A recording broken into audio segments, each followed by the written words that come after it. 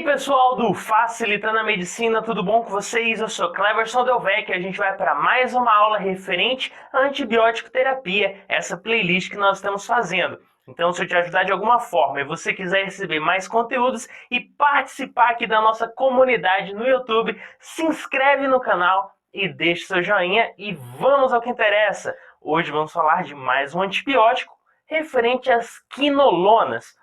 Mas o que seriam essas quinolonas? As quinolonas, elas são uns antibióticos especiais muito úteis para o combate das gram-negativas, essas bactérias gram-negativas. E elas são utilizadas até que meio indiscriminado, sem receita médica e tudo mais. Elas têm um uso muito comum. Quando a gente fala da sua estrutura, aí nós já adentramos um pouquinho e vemos nessa imagem que na sua estrutura ela possui ligado ao seu anel ácido carboxílico. Vemos na posição 6 a presença do flúor. Vemos também na posição 3 dessa estrutura uma hidroxila e também os radicais. Lembrando que ela surgiu lá em 1962, juntamente com a descoberta da cloroquina, a famosa cloroquina que muito se falou, e ela surgiu nesse período. Então, isso seria o básico que a gente poderia saber referente a algumas informações dessas quinolonas. Agora vamos falar o principal, mecanismo de ação. Qual é a ação dessas quinolonas, esse antibiótico? É fácil, ela vai atuar sobre o material genético da bactéria. Isso vai acontecer como você vê na imagem. Ela vai atuar sobre esse material genético, sobre esse DNA circular. Mas em que sentido ele vai atuar? A gente vai entender agora. Eu só quero que você saiba algumas informações. O DNA dessas bactérias, o material genético da bactéria, seria, como exemplo aqui, o DNA em forma circular, um DNA circular. E ele é importante por uma observação. Eles são gigantes referentes, comparados com uma célula bacteriana. Como assim gigantes? É fácil. Um DNA circular desse é 15 vezes maior do que o tamanho de uma célula bacteriana. Agora você pensa, puxa, se ele é 15 vezes maior que a bactéria, como que cabe esse material genético aí dentro dela?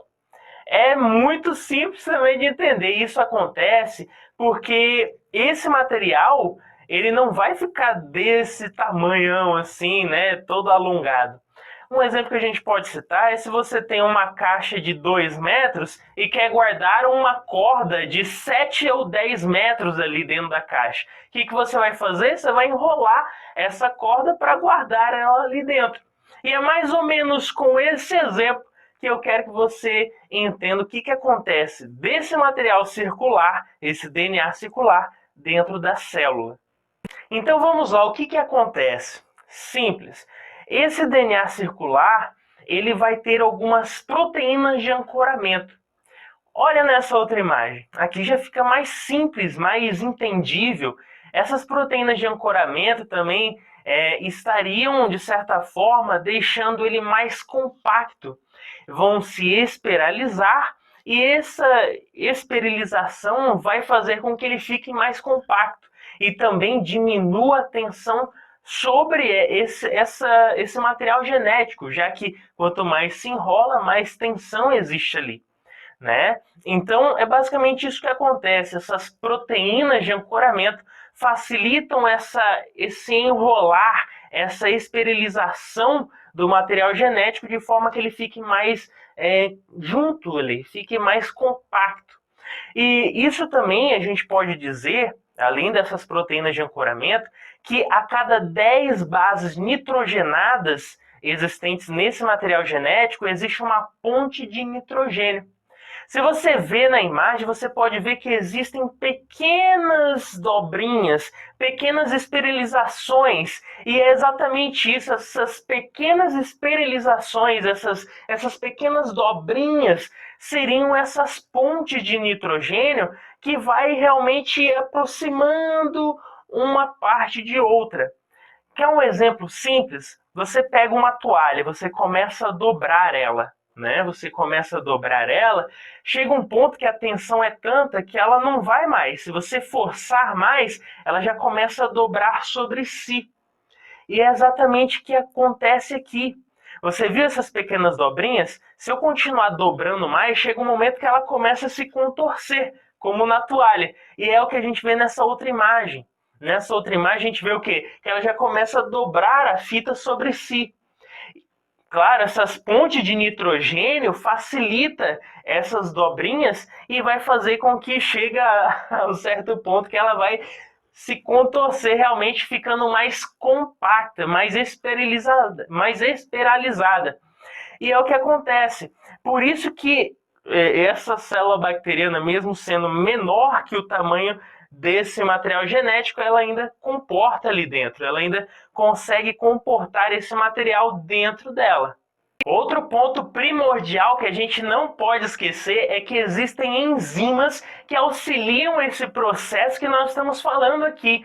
E que enzimas seriam essas? Primeiro, a gente tem que destacar a topoisomerase 2.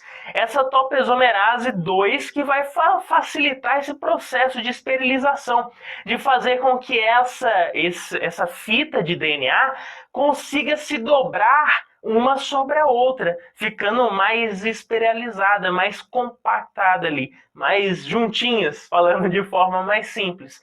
Agora, se existe uma topoisomerase 2 que faz uma esterilização, fazendo com que ela fique mais agrupada, mais condensada, mais agrupada, existe uma topoisomerase 1 que faz exatamente o contrário, ela faz a desesterilização. Ela vai fazer com que essa fita fique mais livre.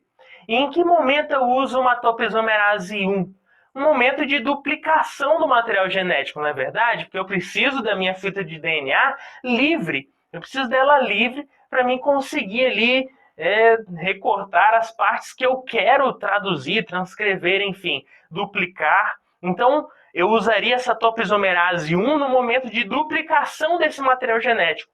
Agora, durante a fase de vida dessa bactéria, eu necessito que esse material genético ocupe o menor espaço possível. Então, que ele fique compactado. E isso ocorre por meio da ajuda da topoisomerase 2. Beleza? E existe ainda uma topoisomerase 4. Essa topoisomerase 4 ela vai atuar exatamente no processo de duplicação do material genético. Olha essa imagem. Aqui a gente vê duas fitas exatamente do DNA circular. Foi duplicado esse material genético. E eu preciso da topoisomerase 4. Ela vai fazer o quê? Ela vai separar essa fita que foi recém-sintetizada. Então eu separo o que foi ali duplicado. Agora, por que a gente falou tanto de topoisomerase 2, topoisomerase 4, 1? Falamos da esterilização, desesterilização do material genético da bactéria, DNA circular. Por que a gente falou tudo isso? Porque as quinolonas atuam sobre a topoisomerase 2 e a topoisomerase 4. E aí você já começa a associar uma coisa a outra. Se as quinolonas combatem as bactérias, elas vão atuar exatamente sobre essas enzimas, atrapalhando o metabolismo dessa bactéria. E como ela faria isso? Por exemplo, se a quinolona ela atua destruindo ou inativando a topoisomerase 2, é só você saber qual a função da topoisomerase 2. A função dela é o quê? Esteralizar o quê? Fazer com que o material genético, aquele DNA circular, fique mais compacto. Então, se eu vou prejudicar esse processo, o DNA vai ficar o quê? Ali todo abertão, vai ficar todo desesterilizado, todo aberto. E isso é bom? É bom no processo de duplicação, no processo que eu preciso dele livre para mim duplicar. Porém, se ele ficar dessa forma aí o tempo todo, obviamente vai ocupar o espaço dessa célula, vai atrapalhar o metabolismo normal dessa célula bacteriana e, por fim, ela acaba morrendo, até porque pode ocorrer processos anormais de duplicação ali que levaria à morte dessa célula bacteriana. Então, isso seria uma das formas que atrapalharia o metabolismo e até a sobrevivência dessa célula bacteriana por ação desse antibiótico, dessa quinolona, e atuaria como inibindo ou destruindo essa topoisomerase 2, essa enzima que vai compactar o material genético dessa bactéria. Agora, como eu falei para você, não é só sobre a topoisomerase 2, ela também atua sobre a topoisomerase 4. E o que a topoisomerase 4 faz? Lembra que eu falei para você? Ela vai estar separando aquela fita circular de DNA que foi duplicada. Foi duplicada, como a gente vê nessa imagem aqui, repetindo, ela foi duplicada, a topoisomerase 4 vai lá e separa ela. Terminou a duplicação do material genético. Agora imagina só, se a quinolona atua nesse processo inibindo a topoisomerase 4, essas fitas de DNA circular que foram sintetizadas, duplicadas, elas não conseguem terminar a sua duplicação, porque elas ficam ali grudadas, não tem quem as separe. E assim, essa bactéria não consegue terminar o seu processo de duplicação do material genético e ela pode chegar a morrer, essa célula bacteriana, por ação do nosso antibiótico, as quinolonas. E quanto ao espectro de ação dessas quinolonas, em que momentos elas atuariam, que forma elas atuariam? Elas podem ser úteis contra gram-negativas, aí a gente pode citar várias, Salmonella, Shigella, Enterobacter, também aí Escherichia coli, Neisseria meningitidis, Neisseria gonorrhoeae, Pseudomonas aeruginosas, enfim, uma gama de bactérias gram-negativas. Mas também algumas gram-positivas, como Staphylococcus, Streptococcus pyogenes, Streptococcus pneumoniae, também sobre Clostridium, Mycoplasma, enfim, várias bactérias é capaz dessas quinolonas atuarem de forma a combatê-las. Outro ponto que a gente não pode esquecer é que existe uma forma de resistência de algumas bactérias a essa quinolona. E como ela faria isso? Você concorda comigo que a gente já falou que as quinolonas atuam sobre a topoisomerase 2 e a topoisomerase 4, que são enzimas? Como que essas bactérias conseguiriam resistir a essa quinolona? Se elas modificassem a estrutura dessa enzima, você não acha? Porque se eu mudo a estrutura dessa enzima, a topoisomerase 2 e a topoisomerase 4, o que vai acontecer?